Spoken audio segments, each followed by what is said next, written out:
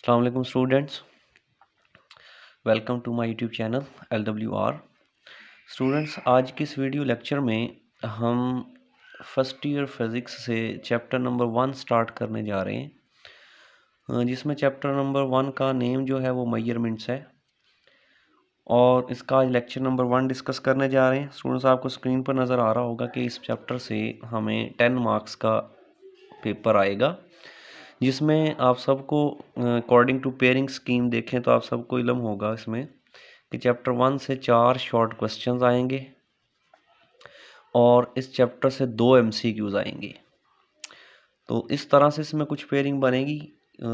इस मदद से आप समझ गए होंगे कि चैप्टर नंबर 1 जो है एज आ शॉर्ट के लिए ही आप लोगों ने इसे तैयार करना है, क्योंकि इसमें जस्ट 4 शॉर्ट क्वेश्चन और 2 MCQs ही पूछे जाएंगे इस चैप्टर से। तो स्टूडेंट्स का स्टार्ट हम देखते हैं, क्योंकि आप सबको पता है कि हम 9th-10th में भी जब भी कोई केमिस्ट्री फिज़िक्स से रिलेटेड सब्जेक्ट को स्टार्ट करते हैं, बायो वगैरह भी, तो उसमें सबसे पहले हमें साइंस के बारे में पता होना चाहिए कि साइंस क्या होती है। तो यहाँ पर सबसे पहले टॉप पर साइंस की डेफिनेशंस के बारे में हम डिस्कस करेंगे। साइंस क्या है? The knowledge which gain through observation and experimentations.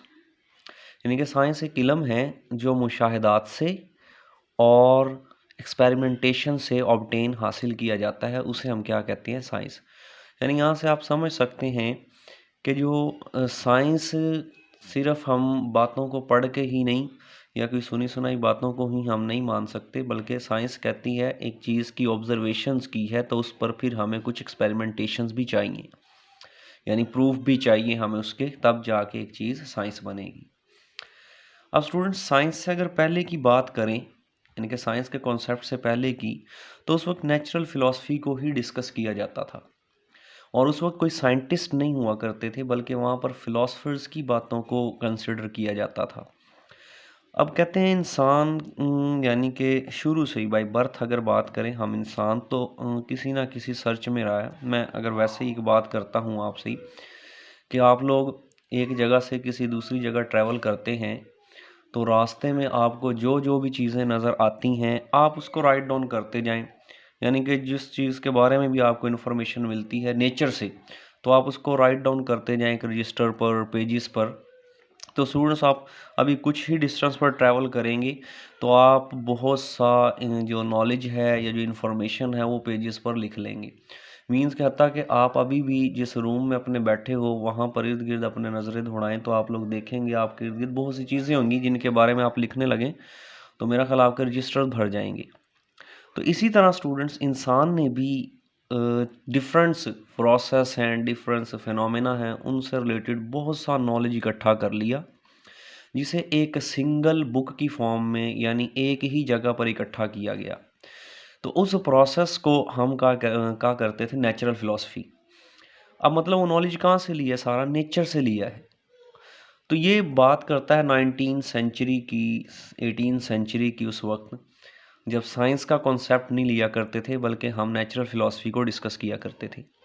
तो स्टूडेंट्स, इस लिहाज से फिर नेचुरल फिलॉसफी को भी डिफ़ाइन किया गया। नेचुरल फिलॉसफी को हम क्या लिखते हैं? टू स्टडी नेचर, नेचर को स्टडी करना, एंड गैदर नॉलेज, और नॉलेज को इकट्ठा करना इन डिसिप्लिनरी वे, एक डिसिप्लिन के अंदर, ठीक है, एक तरतीब के साथ। तो उसे हम क्या कहते हैं? नेचुरल फिलॉसफी का नाम देते हैं। जो फिलोसफर्स की बातें या फिलोसफर्स किया करते थे, सर्च किया करते थे, तहकीक किया करते थे। अब इसी से आपको साइंस और नेचुरल फिलॉसफी में डिफरेंस भी अभी पता लग जाएगा कि बेसिकली साइंस में और नेचुरल फिलॉसफी में फ़र्क क्या है।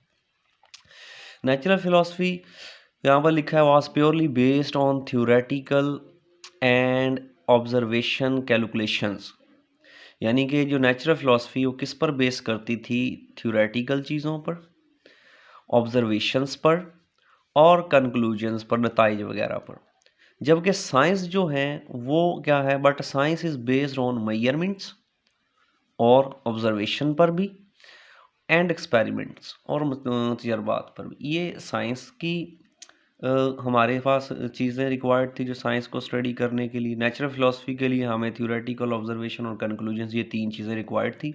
जबकि साइंस के लिए हमें मेजरमेंट्स, पैमाइशें वगैरह, ऑब्जर्वेशन वगैरह, एक्सपेरिमेंटेशन वगैरह ये चाहिए होते थे। अब जिसमें से स्टूडेंट्स हमारा ये फर्स्ट जो आप लोग देखें मेजरमेंट्स, यही आज का हमारा चैप्टर का नेम भी है मेजरमेंट्स, इसके बारे में हम डिस्कस करेंगे।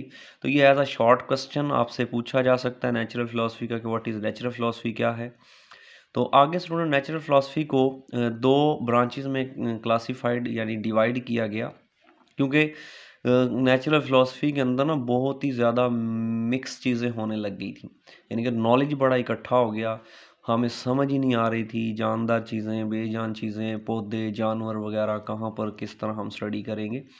तो इसलिए फिर इसको आसानी के लिए समझने के लिए नेचुरल फिलोसफी को दो ब्रांचेस में डिवाइड कर दिया गया, जिसमें नंबर 1 पे है फिज़िकल साइंस और नंबर 2 पर है बायोलॉजिकल साइंस। तो इसमें सबसे पहले हमें फिजिकल, ये भी शॉर्ट क्वेश्चन है स्टूडेंट्स, यहाँ पे मैंने लिखा हुआ है S.Q का मतलब शॉर्ट क्वेश्चंस है, आपसे पूछा जा सकता है what is difference between physical science and biological science, इस तरह से। तो इसमें स्टूडेंट सबसे पहले हम डिस्कस करेंगे फिजिकल साइंस क्या होती है। The branch of science in which deals with the study of non living things. Finger tips पे स्टूडेंट्स आपने ये याद रखना है, physical science non living things, mean के फिजिकल साइंस के अंदर नॉन लिविंग थिंग्स के बारे में हम स्टडी करेंगे। और इसमें क्या क्या हम पढ़ेंगे, मतलब इसकी और ब्रांचेस मज़ीद आगे बना दी गई, जिसमें फिज़िक्स है हमारा मेन सब्जेक्ट भी आज यही है जिसको हम डिस्कस कर रहे हैं। इस फिज़िकल साइंस के अंदर केमिस्ट्री भी आती है, इस फिज़िकल साइंस के अंदर ही एस्ट्रोनॉमी भी आती है, वहीं फल्कियात से रिलेटेड जो नॉलेज होगा। इसके बरक्स स्टूडेंट्स अगर हम बायोलॉजिकल साइंस की बात करें, तो बायोलॉजिकल साइंस में अब आप समझ गए होंगे physical science non living things से रिलेटेड थी, तो बायोलॉजिकल साइंस लिविंग थिंग्स से रिलेटेड है, यानी कि ये भी ब्रांच है साइंस की।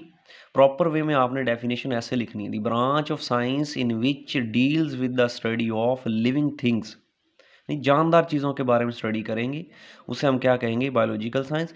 इसमें स्टूडेंट्स आप 9-10 से पढ़ते आते हैं बायोलॉजी को आगे मज़ीद हायर क्लासेस में जाएं तो, क्योंकि बायोलॉजी में भी बहुत सा नॉलेज आ जाता है जो एक ही जगह समझने में मुश्किल आती हैं, तो उसको मज़ीद डिवाइड कर दिया गया किसमें, ज़ूलॉजी में।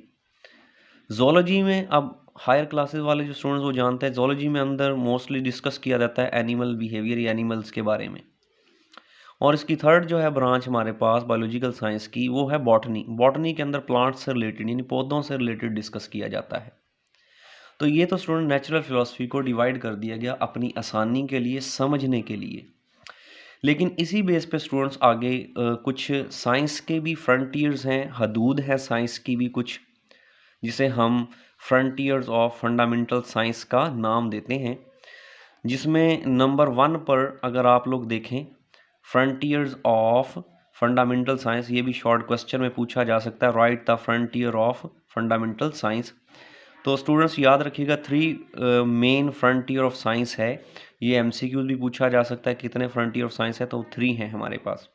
नंबर 1 क्या है, the world of extremely large objects, यानी कि इस दुनिया में बहुत बड़ी बड़ी चीज़ें भी हैं, लाइक यूनिवर्स इट्सेल्फ, यूनिवर्स खुद बहुत बड़ी है, अर्थ है हमारे पास, मून है, स्टार्स हैं डिफरेंट, ये सब स्टूडेंट्स कहते हैं वजूद में आए थे 20 बिलियन ईयर्स अगो।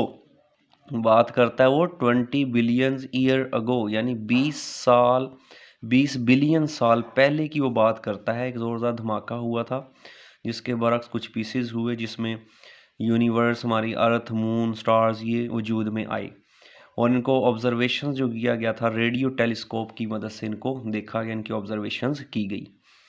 इसी तरह स्टूडेंट्स कहता है जो world of extremely small object, इसका दूसरा फ्रंटियर जो है, यानी कि इस वर्ल्ड में स्मॉल ऑब्जेक्ट्स भी हैं, यानी बहुत छोटी ऑब्जेक्ट्स के बारे में भी डिस्कस करेंगे, जिसमें आपने एटॉमिक पार्टिकल्स के बारे में पढ़ा होगा, इलेक्ट्रॉन हैं, प्रोटॉन हैं, क्वार्क्स है, क्वार्क्स पार्टिकल। स्टूडेंट्स आप क्वार्क्स के बारे में देखें तो इसका जो साइज़ कहते हैं 10⁻18 मीटर तक इसका साइज़ यानी कि बोला जाता है, यानी कि स्मॉलेस्ट पार्टिकल है।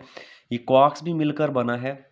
क्वार्क्स कहते हैं तकरीबन कोई प्रियॉन्स होते हैं जो, और वो 3 प्रियॉन्स को इकट्ठा करें तो एक क्वार्क्स तकरीबन बनता है, यानी कि क्वार्क्स से भी स्मॉलेस्ट पार्टिकल प्रियॉन्स हैं जिनसे मिलके क्वार्क्स बना होता है। तो ये इतने छोटे छोटे, क्योंकि आप देखें हमें तो पहले ही कहा जाता था एटॉमिक स्मॉलेस्ट पार्टिकल है, जिसको मज़ीद डिवाइड नहीं किया कर सकते। जॉन डाल्टन की थ्योरी आप लोगों ने पढ़ी होगी, यानी कि एटम एक इतना छोटा पार्टिकल है जिसे हम देख भी नहीं सकते, डिवाइड भी नहीं कर सकते, पहले ये थ्योरी थी। बट देखें ये कितने छोटे पार्टिकल होंगे जो एटम्स के अंदर पाए जाते हैं, न्यूक्लियस में पाए जाते हैं। क्वार्क्स कितना छोटा पार्टिकल होगा, यानी कि हम इस दुनिया में इतने छोटे छोटे पार्टिकल्स के बारे में भी डिस्कस करेंगे। थर्ड पॉस्टुलेट स्टूडेंट्स लास्ट इसका, the world of middle size objects, यानी इस दुनिया में मिडिल साइज ऑब्जेक्ट्स भी हैं हमारे पास। लाइक डेली लाइफ ऑब्जेक्ट्स हैं हमारे पास, प्लेन जहाज़ हैं, ट्रेन हैं, कार बसेस वगैरह मूव करती हैं कितनी, यानी कि ये हमारे डेली लाइफ में घरों में देख लें, हमें चेयर्स हैं, टेबल्स नज़र आते हैं, तो इनको हम मिडिल साइज ऑब्जेक्ट्स में कंसिडर किया करते हैं। और स्टूडेंट्स कहता है it is the word of complex matter, यानी इस वर्ड में बहुत से कॉम्प्लेक्स मैटर्स भी हैं जिनको समझना मुश्किल होता है, हमारे बस से बाहर होता है। ऐसी चीज़ें भी आपको इस दुनिया में मिलेंगी। तो स्टूडेंट्स ये तो था आज का हमारा शॉर्ट क्वेश्चन से रिलेटेड फर्स्ट लेक्चर चैप्टर 1 से। इसी तरह स्टूडेंट्स हम नेक्स्ट चैप्टर 1 का ही सेकंड लेक्चर को डिस्कस करेंगे शॉर्ट क्वेश्चंस के तौर पर ही। और इनको स्टूडेंट्स जैसे मैंने ये लिखा है आप बिल्कुल इसी तरह से इनको याद भी कर सकते हैं, और आपको इसी तरह ये नोट्स लिखे हुए पीडीएफ की फॉर्म में भी मिल सकते हैं। मैं जो डिस्क्रिप्शन है उसमें लिंक इसका अपलोड कर दूंगा, वहाँ से इसे डाउनलोड भी कर सकते हैं। शुरू में मैंने बताया चैप्टर 1 है ही शॉर्ट क्वेश्चन के तौर पर, तो आप इसे एज अ शॉर्ट ही तैयार करें, इसमें से कोई लॉन्ग क्वेश्चन नहीं तैयार करना। एमसीक्यूज़ मैं साथ साथ एमसीक्यूज़ भी डिस्कस करूँगा, इसमें आपको इसी तरह नोट्स पे ही एमसीक्यूज़ भी मिलेंगे, बट इनमें अभी मेन कोई एमसीक्यूज़ बनता नहीं, जैसे कोई एमसीक्यूज़ बनेगा वो मैं आपसे डिस्कस भी करूँगा। इनको याद करें। नेक्स्ट वीडियो में हम लेक्चर नंबर 2 स्टार्ट करेंगे। Thank you.